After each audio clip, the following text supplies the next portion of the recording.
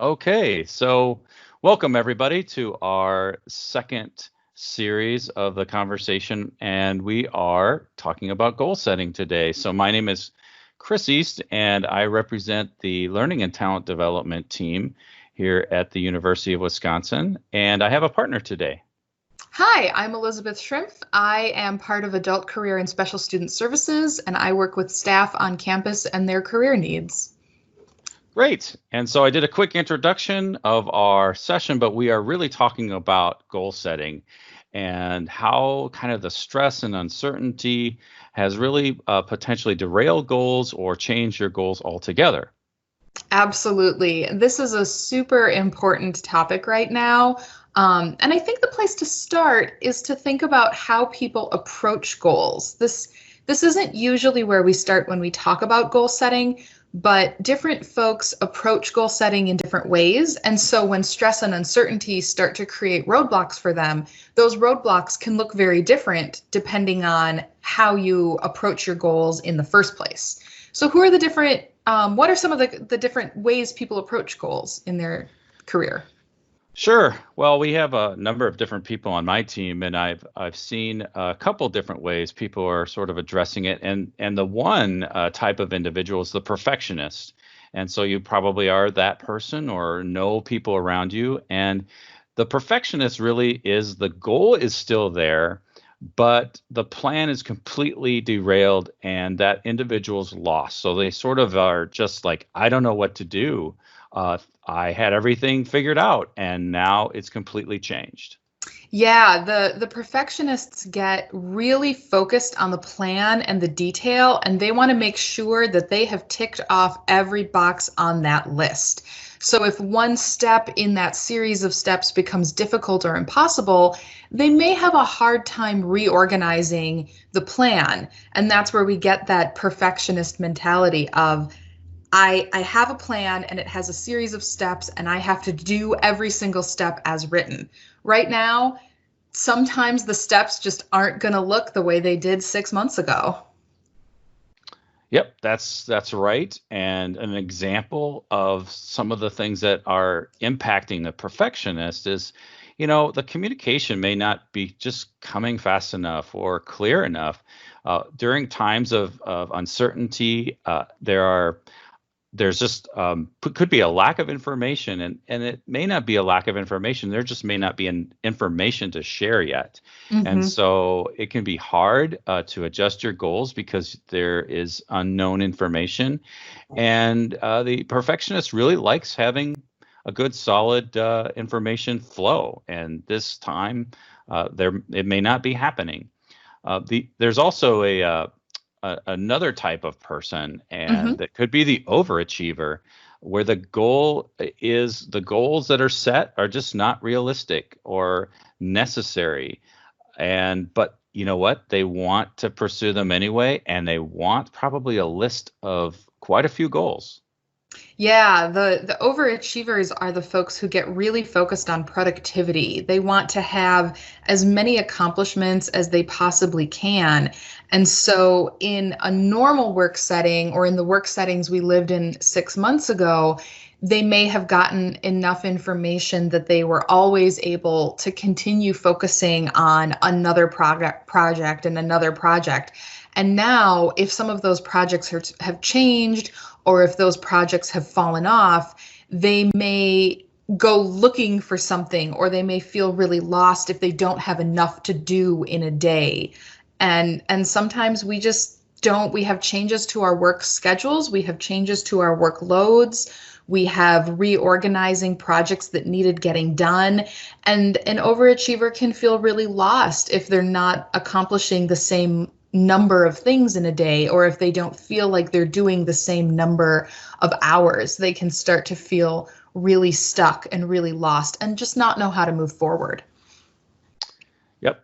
So, and also an example of this, and I've been impacted by this personally, is the list that you may have had is scaled back by either others or leadership. So you're losing a little bit of definitely more control there, and it can definitely be upsetting. I was like, well, who is really kind of in control of this goal now? I think things are changing, and I don't feel like I'm in that capacity to kind of control my goal situation or my timelines. So the timelines keep changing, they keep adjusting, and that can be really unsettling. I also experienced some of this when we started working from home. Most of my work is one-on-one sessions with clients, and that's how it's been for the last 3 years. And all of a sudden, everyone on campus was so busy readjusting their work to online that meeting with me may not have always been at the top of their priority list. And so thinking about what can I do in a day to meet the same number of hours I've been working, and what can I do to meet the same level of productivity if the task that I used to use to fill that space is gone. How do I do that? And I think your example and my example pointed out that depending on different situations, different approaches are going to be more successful. There are different times when we have focus on a larger situation or a larger direction, and then there are times when we focus on smaller projects. And I think one of the first things to think about is that if your larger purpose hasn't really changed, adapting small projects to fit that bigger goal can be one way for both of these people to move forward. The perfectionist can move forward by looking at steps that can still move them forward in their plan, and the overachiever can move forward by looking at projects that will fit into that larger strategic goal. Really interesting. So how do we do that? I think the first step is really to understand your team goals and your group goals versus your individual personal or professional goals. Yes, I agree. There is a difference between the two, but they need to be working together as well. And I think the big thing is kind of maybe reassessing your mission, vision, kind of strategic goals of the team and the Mm-hmm. organization. It allows for you to kind of assure that you're understanding what the focus of the organization is, or the specific needs of the organization. You can be, thinking through sort of, our example of our offices together. We definitely keep with the mission of supporting employee growth and development. We've been working most of our work, probably 80% of our work, was supporting this process through face-to-face Yep. workshops and Yep. training, right? And Mm-hmm. so now with the focus of remote work, we've had to basically pivot our work to more maybe project-based kind of work, or actually pivoting our work to serve as a remote kind of service. So I think, Like this. yeah, it's like exactly. So normally you and I would probably be in a room or in a workshop where we're working with a group of individuals on this particular topic. But now we are doing this remotely, and we're not able to see you. So this is kind of weird, It but is. but it's important, right? We're still serving our mission, and we're still trying to help others with really good information. Absolutely. And just like you said, Chris, our individual goals that we had before working from home might still be happening in how they play into that larger strategic vision. One thing that I thought of when you were talking, our office had this shared drive. I think most offices have a shared drive. And in ours, we had a file that had 30 years worth of handouts that the career counseling team has been using. I bet you can imagine how huge these 30 years worth of handouts were. And some of them went back to a time when internet resources were not common for job seekers. So we had a lot of lists of resources, we had a lot of outdated information. And I joined the team 3 years ago. I'm a millennial. This drive drove me absolutely bonkers. Digging through it was really hard. Finding things was really complicated. The names of things was confusing. And we just never had time to clean it up. Nobody had the time to sit down and go through every single document and determine whether or not it was valuable, what changes needed to be made if it was still worth having, and it just needed an update, whether or not it should be deleted and purged. Um, When we started working from home and my client load dropped pretty considerably for a little while, one of the first things my boss gave me permission to do was clean up that drive. And so this is a dramatic change in terms of tasks that I'm doing. This is a task that is really not part of my job description. It's really not something that was a priority for many years. It was just not viewed as the most productive use of my time.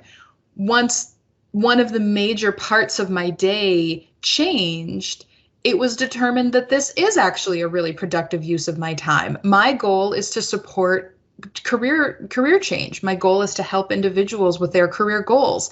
And this space of resources was one of the tools we used. And so rather than doing the one-on-one stuff that I had been doing for a while, I spent a couple of weeks really focusing on, let's clean up our tools. Let's maintain the systems that we use. Let's focus our energy in a space where it can be productive. And now when we get back into, and as I start to see a pickup in my client appointments, I have that online resource available to me that I can use in those one-on-one appointments in a way that I never was able to use that tool. And it's all because of the change in workload and my recognizing that this goal that never seemed like a priority might actually be a really valuable way to support the mission of my team. Yeah, and that's a great example. You have to bring up some of these things and some of these issues with your supervisor or with other team members, and saying, you know what, this needs some attention. And it sounds like you were able to raise that to others, and especially too, to make sure you're on task, right? So you might Yep. see that example as being not really essential, but your leader said, "Yeah, let's do this. This is going to help all of us, and it'll help you. It'll help all of us. Plus, you'll be more satisfied because you're getting what you need from this huge data set of Yeah. information that is like, I can't access this, and so that's a real issue. And you're not only helping yourself, you're helping others. But I think it's really important that you share that information. You just don't go and do a goal in isolation. You share kind of your thoughts about what you would like to do, and see if it really does fit with the overall organizational needs.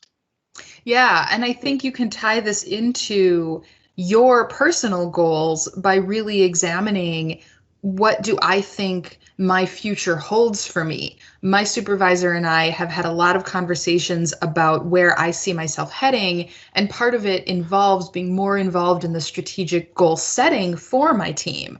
One of the ways that I can learn some of the things I need to know in order to take on a much larger personal goal like that, professional goal, is to really understand where we've been as a team and to understand our history, to understand what we've done in the community in the past. And one way to do that is to spend some time looking through our archives, like this file, seeing, oh, these are tools that we used to use in the community. These are resources that we used to be responsible for maintaining. Who are the people who maintain them now? What does that look like? All of that research, it seems very superfluous, and it seems like a very busy work task to say, oh, Elizabeth, you can clean up that shared drive of all those handouts.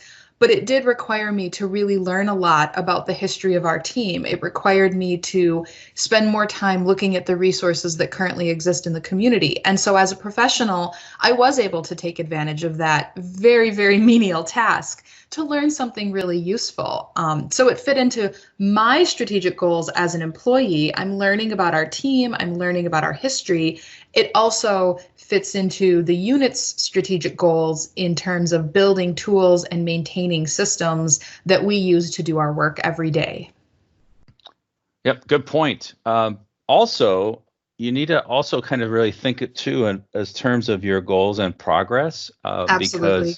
because you can be doing a lot of things, but making sure you're moving forward instead of just doing, right? So you may have to break things out. So there are long-term goals that you may have set prior to being a remote, say, worker, and those worked well. But really, during times of change and uncertainty, You may have to really focus on more short-term kind of steps. And I know this has been really helpful for me to kind of see things in terms of maybe months or even weeks. I didn't really look at goals that sort of short term, but because the work is shifting so quickly or maybe slowing down, it allows me to sort of see what my progress is. And I think that really helps me stay engaged and motivated because I can share progress with my team members or with my leaders. So I have found that I've had to adjust. I haven't really been thinking in terms of my long term goals.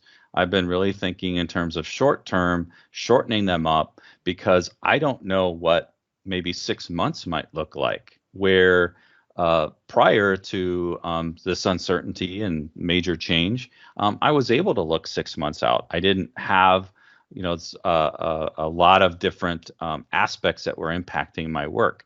Now that I have, I've really shortened it up.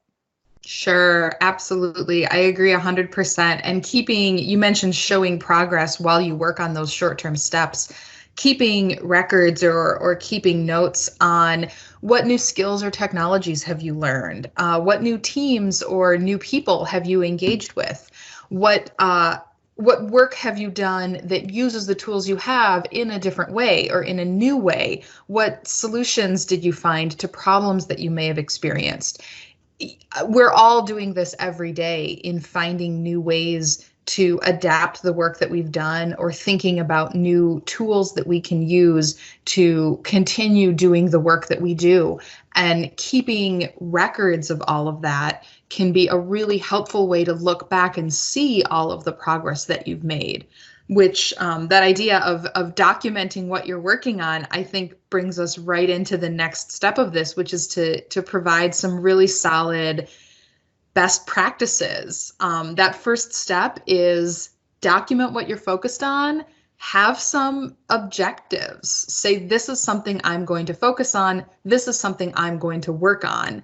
And creating for yourself, if not a clear-cut, detailed plan, at least creating a conceptual direction to head in. I'm going to learn new technologies, or I'm going to finish this big project that's been hanging over the department for 2 years.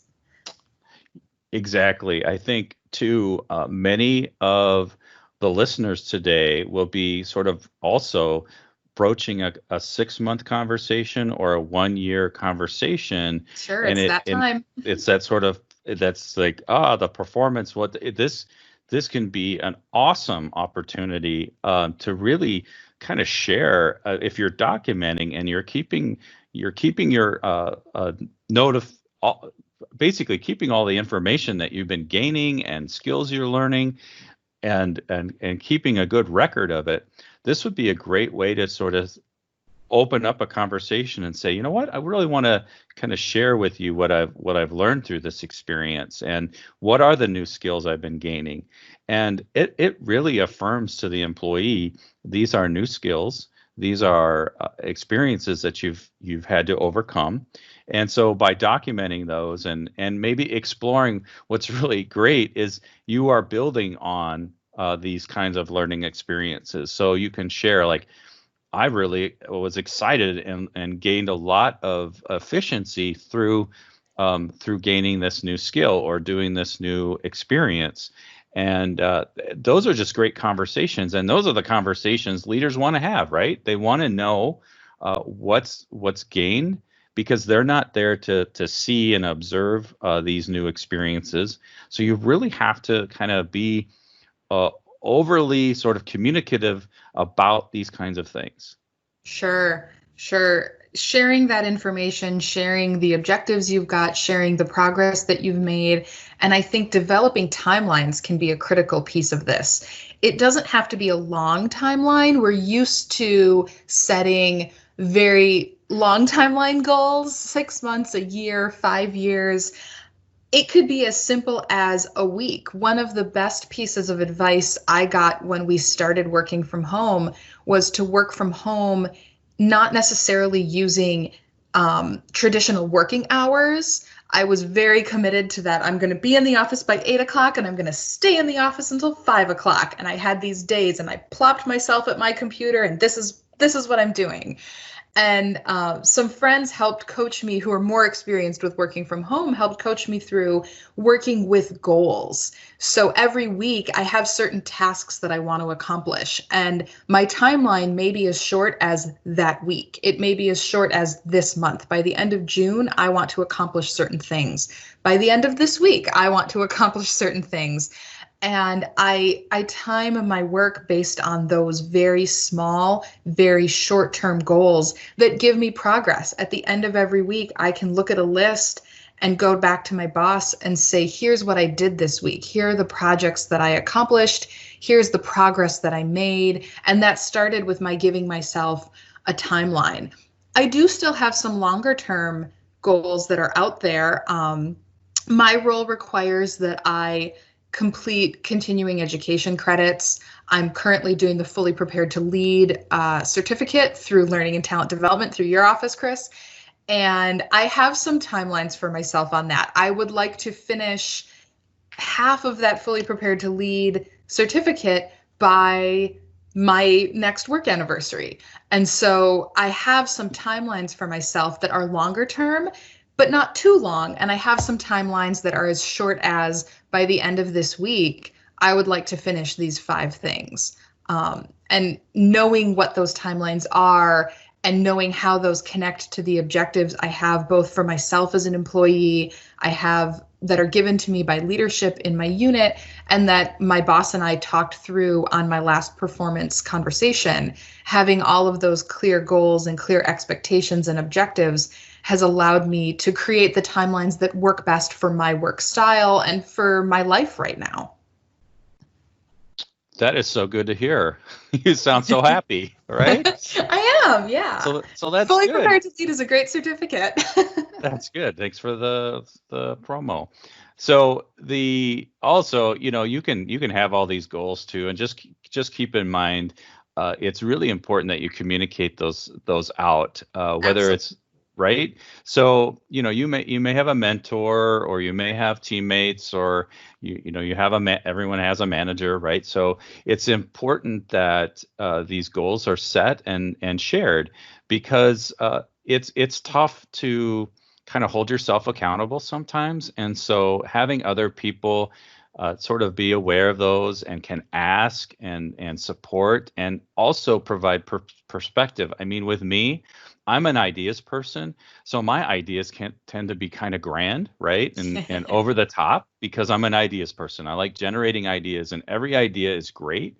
But the perspective is what I truly value from others, because those ideas need to be grounded, right? And those Sure. ideas can be put in place. And so I'm kind of, it's like throwing a dart at the dartboard, and I'm hoping I'm hitting the bullseye. But when I'm sharing my sort of ideas and goals, the perspective allows me to really hone in on the bullseye. And so I'm taking all the darts out that are like sort of on the peripheral and maybe not even hitting the bullseye at all or anywhere close. But it's getting that perspective, and those goals become very real and attainable. And the accountability is not someone sort of watchdogging. It's like they're asking about how that's going, and how you have, what kinds of things are you working on now. So it's a very different form of accountability, because you're able to really focus on realistic goals, and you're able to adjust as well, because people sort of understand what you're doing. Yes, that understanding, that accountability, that perspective. I agree completely. Communication is so key to goal setting. And I think one thing to note here is we talked at the beginning about those perfectionist types who get really attached to that plan. And once the plan goes awry, they feel really lost. I think here's a space where those people who see themselves doing that, I can be one of those people sometimes, can really work on separating what you're trying to accomplish from the plan that you've written to get there. Sometimes we get so focused on following each step of the plan, we forget where we're headed, and we forget why we're doing this plan or why we're pursuing this goal. Having those conversations with the people around you, be they a team member or another person in your life. A lot of us have our at-home coworkers right now. Another person in your life or a manager, if you have that trusting relationship, can really help you figure out what exactly am I trying to accomplish with this plan and what is my plan to achieve my accomplishment. If something doesn't fit, look at those two things as separate issues, and maybe you need to adjust what you're trying to accomplish. Maybe you need to adjust the plan you wrote to get there. It's very possible to do both of those, but I think trying to do both at once can create a lot of paralysis. It can be really overwhelming to try and do that. Indeed. And also, don't forget about the folks that maybe are challenged to set goals just from the start. I just wanted to bring that kind of component in as well. It's always important to start small and sort of basically start with your goals that are kind of what are important to you. But for some of us, it may be really difficult to sort of just begin the goal setting process. And so I didn't want to lose sight of those folks who are just, I'm doing my job. I really don't have time for goals. The goals sort of set your ability to get things done and also show accomplishments and also sharing what you're doing. And it's really just something simple. You can start with a couple. We're not expecting people to have a whole laundry list of goals, but maybe just start with a priority of things you would like to do. And also, just as a good suggestion is, as you're putting those goals together, share with your leader and ask, are these priorities correct? Am I really needing to spend my time on these particular goals? And is this important? And I always do a barometer check with my leaders around these goals because I want to make sure I'm spending the right amount of time on certain things. So it's just a good idea to kind of have that process. Sure. And asking those open-ended questions. I think you alluded to that just now. You referenced checking in with leadership, getting that barometer, using that example of our shared drive of handouts. One of the questions I asked my supervisor when I started to see a shift in what I was doing on a daily basis while working from home was, what are the projects I can work on? We ended up as a team creating a spreadsheet in Google where we could document, these are projects that any of the career counselors see being useful. Whoever tackles any one of them isn't important. These are all projects that we think would be critical to our mission, and our leaders can go in and take a look at that and edit or update, but we're asking that open-ended question. What would help us advance our mission? What can I do differently? Going back to that leadership and clarifying that, getting those barometer checks, I think that's a huge ongoing piece of really good goal setting, especially when things are uncertain.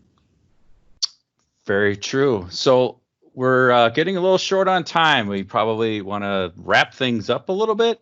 So Sure. Let's summarize and maybe provide some resources so we can let folks get going on with their day. So in summary, goals are critical. They need to change. They need to be public, making sure people are aware of what your goals are and need to be held accountable. We talked about setting some timelines, making sure they're adjusting, but understanding that really goals can shift. You personally have some goals. The organization has goals. Make sure they're in alignment. And the way you can help being aligned with your organization and yourself is just making sure you communicate, have those conversations, and have them regular. Be your goal. Your goals are a part of that ongoing conversation with your team, with other members, maybe even mentors that can kind of let you know that, yep, those sound really great, or let's shift a little bit, or let's have a conversation. Absolutely. And there are so many resources available on goal setting. I know our office, Adult Career and Special Student Services, If you go to our website, we have a whole page on career planning exclusively for UW employees. We also have a whole page exclusively on career resources related to the current situation, working from home, the pandemic, the changes that have come to campus. I know folks are furloughed. We've got WorkShare. We've got a lot of stuff for everyone on that website. The professional development website, put together by Learning and Talent Development, has an entire page on best practices for conversations about goal setting. That is where we got a lot of those steps that we talked about today. A lot of that came from that professional development, how to set goals. There are worksheets. There's the gains model, which is one that I really like if you're not sure exactly what the details of your goal are. There's the SMART goals, which is good if you've got some detail and you want to be really specific. And then, of course, there's all of the excellent learning and talent development coursework available that anyone can sign up for. It's totally free. A lot of it is being offered virtually. I think all of it is being offered virtually right now. Those courses have been really great. They're a great way to just get yourself back on track. Sounds good. So let's what can people do if they want to reach out to us? Yeah, if they want to reach out to us, they can email. I believe our email addresses are available through the Outlook directory. You can just look up our names, Christopher East, or Elizabeth Schrimpf. You can also see our contact information on our respective websites and on the website associated with this recording. Great. Well, thank you so much for staying with us today. We hope we provided some really good information. We're going to sign off and be on the lookout for a session coming up that will allow you to have a live conversation with Elizabeth and myself. So that will be coming fairly soon. So be on the lookout for that, and that will be an exciting conversation. Yeah, we're excited to engage with all of you. All right, so we're going to sign off for now and have a great rest of the day.